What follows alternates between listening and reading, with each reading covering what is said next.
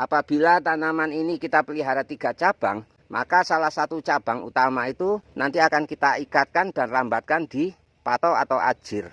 Kemudian 2 cabang lainnya nanti akan kita rambatkan mengikuti tali nilon di sini. Dan 1 cabang lainnya mengikuti tali nilon yang ke arah kanan. Jadi bentuknya seperti trisula. Sehingga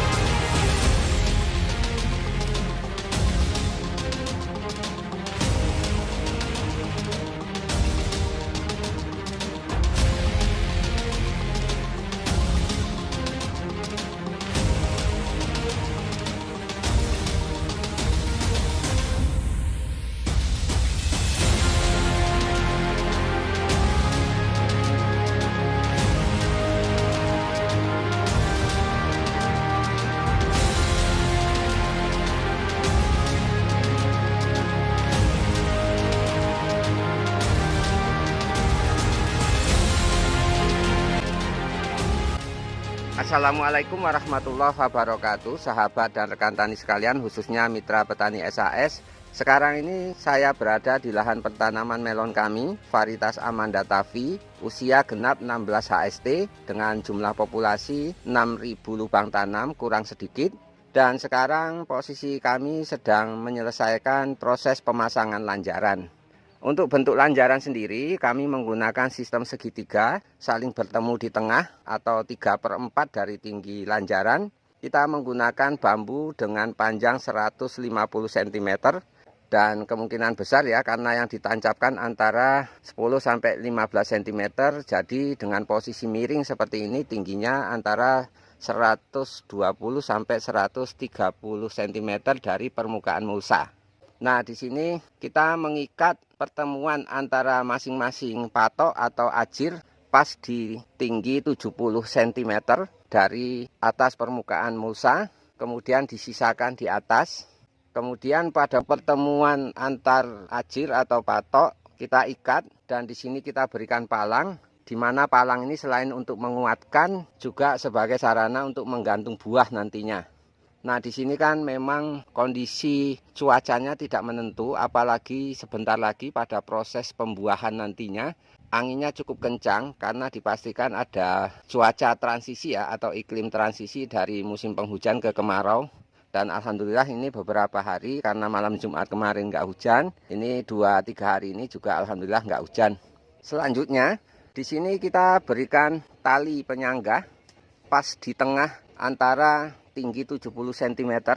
Jadi posisi tali ini tingginya sekitar 30-35 cm dari permukaan mulsa. Dan ini kita tujukan selain untuk mengokohkan lanjaran, juga sebagai sarana untuk nantinya mengikat dari cabang-cabang melon kami. Selanjutnya di sini ada benang. Nantinya semua akan saya jelaskan ya. Ini benang nilon yang kita rajut ya, membentuk segitiga seperti sekarang ini. Nah, karena kita menggunakan jarak tanam yang cukup rapat ya, 50 cm dengan sistem 2 baris atau bukan sistem engkel, sehingga kita harus memodifikasi lanjaran agar nantinya antar cabang itu tidak saling bertumpuk jadi satu, sehingga daun-daun dari cabang satu dan cabang yang lainnya itu saling menaungi atau saling menutupi.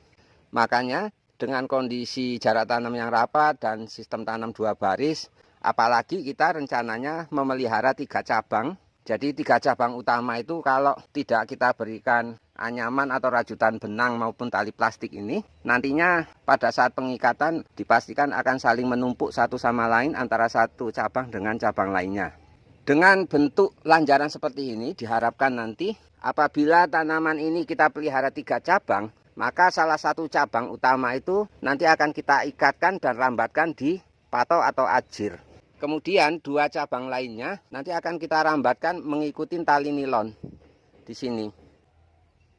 Dan 1 cabang lainnya mengikuti tali nilon yang ke arah kanan. Jadi bentuknya seperti trisula. Sehingga nanti pada waktu pengikatan cabang dari 3 cabang yang kita pelihara nanti akan membentuk trisula. Sehingga diharapkan antara cabang satu dan cabang lainnya yang mempunyai banyak daun tidak saling menutupi satu sama lain. Nah kemudian cabang yang kita rambatkan di patok ini, dia akan mengikuti sampai patok ujung. Sementara 2 cabang yang kita rambatkan melalui benang nilon ini, dia juga akan mengikuti sampai ujung tapi di sini. Sehingga tidak terjadi pertemuan antar cabang di atas. Kondisi itu ditujukan untuk mengefektifkan dan mengefisiensi penggunaan ruang agar semua daun bisa melakukan proses fotosintesa dengan lebih baik dan lebih maksimal. Di luar daripada itu, karena memang dari sisi teknis yang akan kita lakukan, apalagi mengandalkan nutrisi SAS yang insya Allah tidak terlalu mengandalkan banyak daun, maka insya Allah ya, setiap cabang itu sak minim-minimnya kita akan memelihara 1 buah. Meskipun ada planning saya akan kita rangsang agar tanaman dari masing-masing cabang bisa mengeluarkan buah kembar minimal 40-50% dari total populasi. Sehingga dalam kondisi tersebut kita akan memelihara lebih dari 3 buah per lubang tanam atau per batang. Dengan kondisi tersebut apabila cabangnya enggak kita atur sedemikian rupa, maka nanti akan terjadi penumpukan pengikatan buah pada satu titik. Tapi dengan kondisi seperti ini, maka kondisi penggantungan buah bisa kita lakukan dari segala titik. Kalau sekiranya buah tersebut ternyata normal dan membesar di bawah, kita bisa ikatkan di tali ini. Kalau nanti di tengah, kita bisa ikatkan di sini. Kalau di atas, nanti di sini. Nah, mengingat dengan sistem SAS, biasanya berbuahnya itu walaupun ada kakak dan adiknya, insya Allah adiknya masih bisa dipelihara. Jadi kita tidak panen secara sekaligus gitu. Intinya ada buah pertama yang kita panen, baru nanti buah kedua. Syukur-syukur ya bisa sukses dan bisa lebih dari 3 per lubang tanam atau per batangnya. Nah kondisi itu kalau tidak kita atur dari sekarang, maka akan terjadi penumpukan titik ikatan daripada buah-buah yang kita gantung.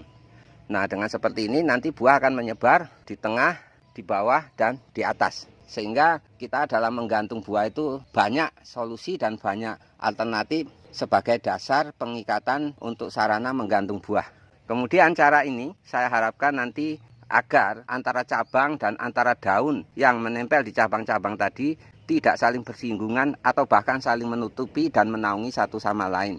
Sehingga pada proses generatif nanti bisa berjalan lebih maksimal, baik secara fisiologi dalam proses fotosintesa, penyerapan hara, maupun penyemprotan itu juga lebih bisa merata di setiap daun sehingga setiap daun nanti akan mendapatkan alokasi nutrisi secara penyemprotan dengan produk SAS. Jadi demikian ya sahabat dan rekan tani, semoga dengan pembahasan dan ulasan yang saya jelaskan barusan bisa memberikan manfaat terbaik bagi saya pribadi maupun keluarga serta sahabat dan rekan tani sekalian. Saya Budiarto dari Kasambi Rampak Kapongan, Situbondo, Jawa Timur bersama SAS Jayalah Petani Indonesia. Barakallahu fikum. Wassalamualaikum warahmatullahi wabarakatuh.